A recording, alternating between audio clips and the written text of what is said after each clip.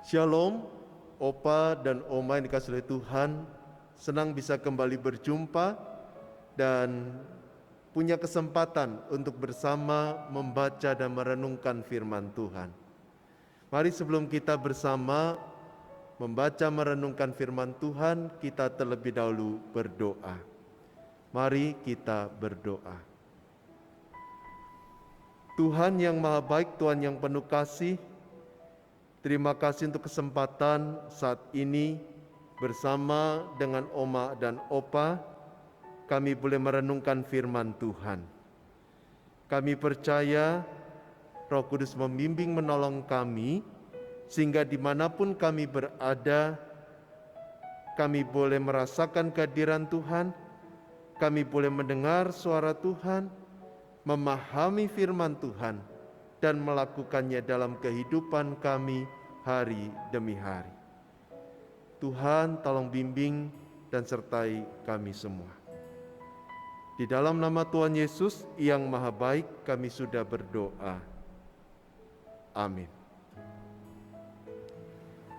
Oma dan Opa yang dikasihi oleh Tuhan, izinkan saya membacakan satu bagian firman Tuhan dari kitab Yosua pasal 1, kitab Yosua pasal 1 ayat yang ke-9.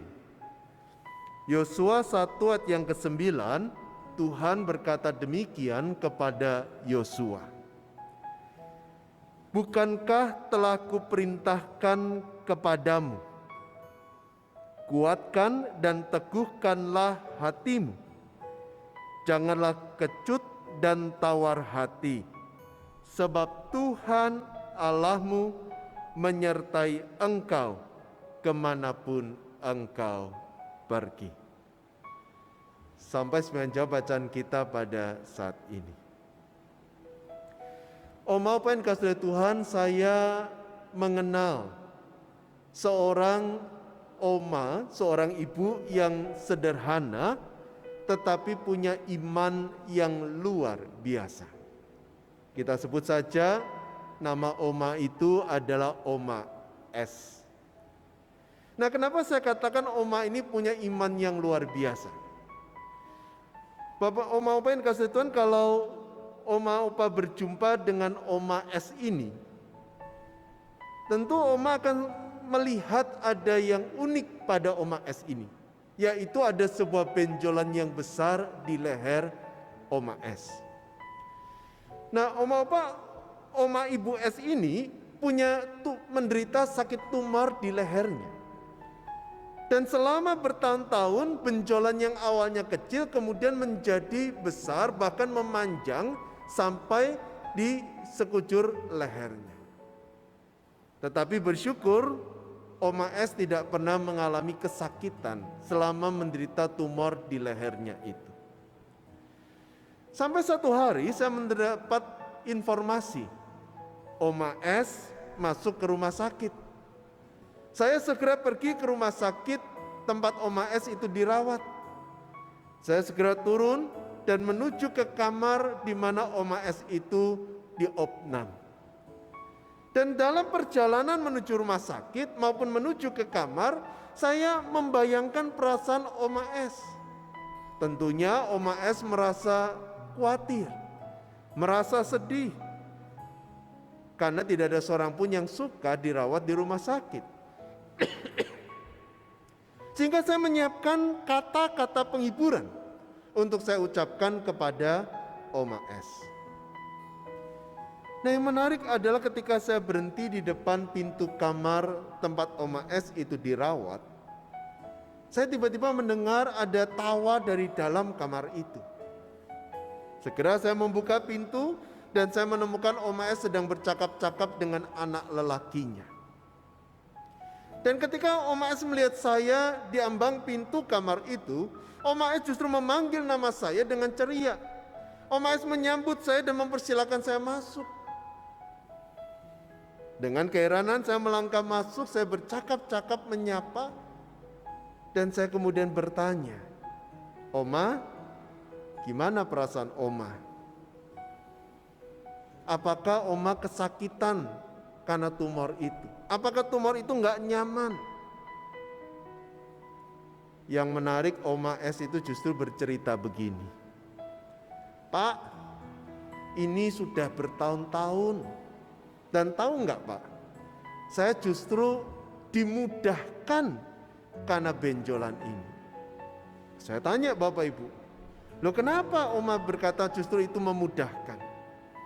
Lah iya Pak, kalau komisi lansia mengadakan retreat naik bus, biasanya Oma Opa itu semua peserta membawa bantal.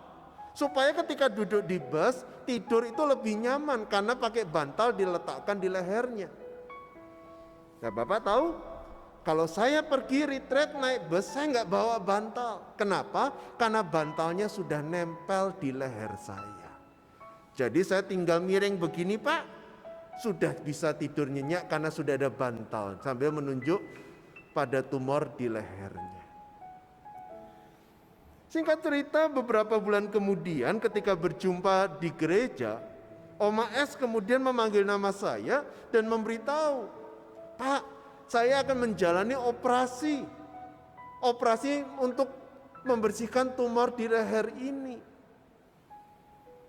Tentu Bapak Ibu saya bertanya, Oma, gimana perasaan Oma akan operasi?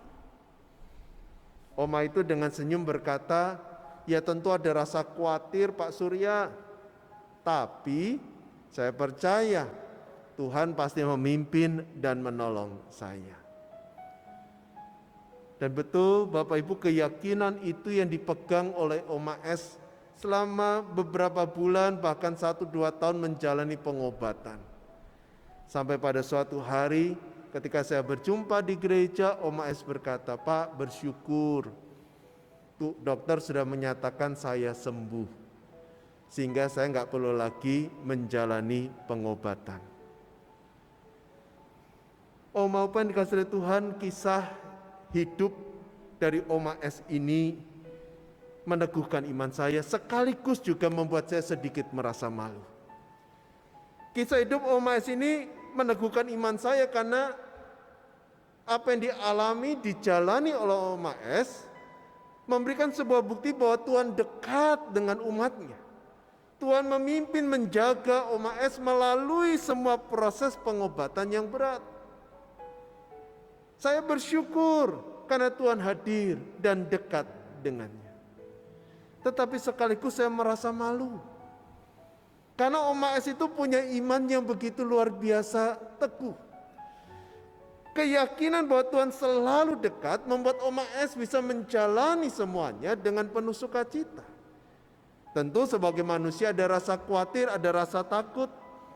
Tetapi keyakinan bahwa Tuhan dekat itu memberikan ketenangan di dalam hatinya. Dibandingkan dengan saya yang ketika menghadapi pergumulan belum seberapa dengan apa yang dialami oleh Oma S, tetapi kadangkala mudah ragu dan mempertanyakan kasih Tuhan. Ketika saya merenungkan perjumpaan, interaksi saya sosok Oma S ini, saya diingatkan pada Yosua 1:9. Seakan-akan Tuhan berbicara kepada saya bahwa Surya, teguhkan hatimu. Aku dekat dengan kamu, aku selalu menyertai kamu. Karena itu kamu tidak perlu takut, tidak perlu khawatir. Yakinlah aku dekat dan tidak pernah meninggalkan kamu. Oma Opa, saya percaya janji ini bukan hanya diberikan kepada saya, tapi juga kepada Oma Opa. Apapun yang Oma Opa alami, apapun pergumulan yang Oma Opa sedang hadapi, percayalah bahwa Tuhan dekat dengan Oma Opa. Dia tidak pernah meninggalkan Oma Opa, dia selalu menyertai, dia menopang, dia mengerti tetesan air mata kita. Dia mengerti jeritan hati kita, dia mengerti ketika kita mengalami kesakitan atau perasaan kecewa ataupun perasaan khawatir. Tuhan mengerti. Dan dia bukan hanya sekedar mengerti, tetapi dia dekat bersama dengan Oma Opa dimanapun Oma Opa berada.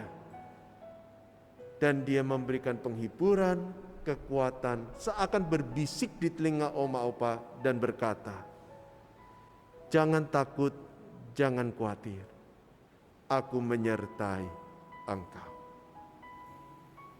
Karena itu kalau hati oma opa saat ini sedang ada rasa khawatir, takut, berdoalah kepada Tuhan. Panggillah nama Tuhan dan percaya Dia mendengar doa kita, dan Dia akan mengulurkan tangan untuk menghibur, menguatkan, dan menolong kita.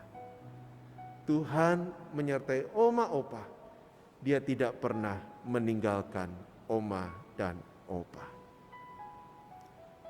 Amin. Mari kita berdoa. Tuhan yang Maha Baik, terima kasih untuk firman yang boleh kami renungkan bersama saat ini. Firman yang mengingatkan kami sekaligus meneguhkan iman kami bahwa dimanapun kapanpun Tuhan tidak pernah meninggalkan kami seorang diri. Tuhan selalu dekat bersama dengan kami. Tuhan selalu memeluk kami. Tuhan tidak pernah meninggalkan kami. Terima kasih ya Tuhan untuk firman yang meneguhkan iman kami. Dan hamba-Mu berdoa untuk setiap oma opa. Bila firman ini terpatri dalam hati oma opa. Dan ketika oma opa merasa takut, gentar, khawatir, hamba-Mu percaya Engkau mendengar setiap doa yang dipanjatkan oleh oma opa, dan Tuhan memberikan kekuatan bagi oma dan opa.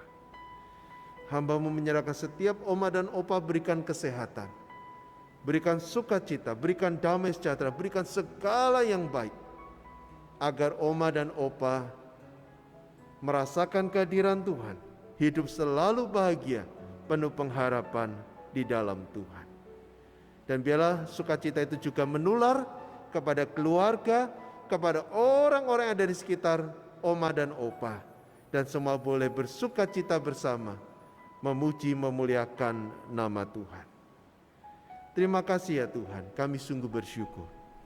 Dan kami ingin memanjatkan doa ini, permohonan kami, hidup kami, hanya di dalam satu nama, nama Tuhan Yesus Kristus. Amin. Tuhan memberkati oma opa, tetap jaga kesehatan, tetap semangat, tetap bersukacita, yakin dan percaya Tuhan beserta dengan opa dan oma.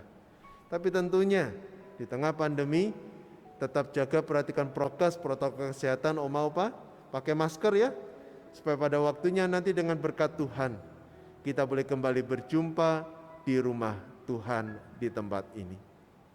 Tuhan memberkati.